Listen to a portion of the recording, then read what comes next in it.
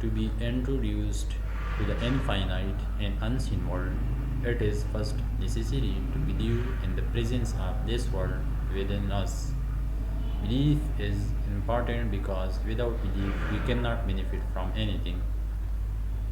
Drinking water quenches thirst because it is firmly established in our belief that water quenches thirst.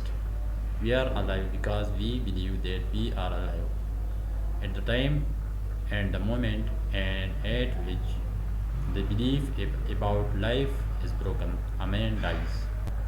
If we think about it, it is very clear that our life and every action of our life is based on faith. If this thing comes into the mind of a person and gets the level of certainty that if I step out of the house, then I will have an accident,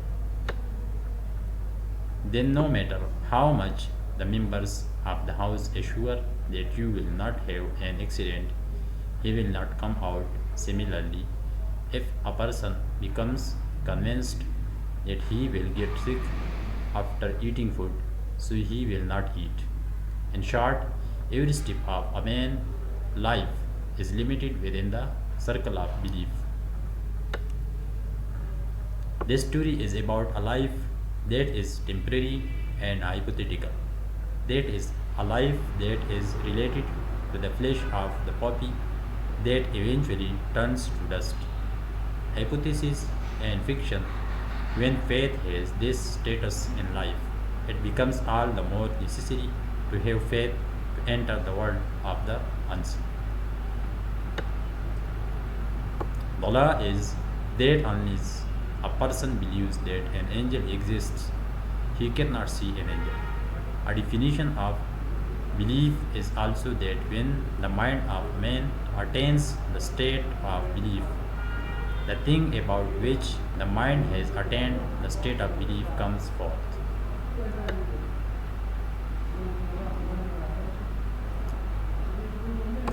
If in effect we are convinced of the identity of the angel, then we can see the angel.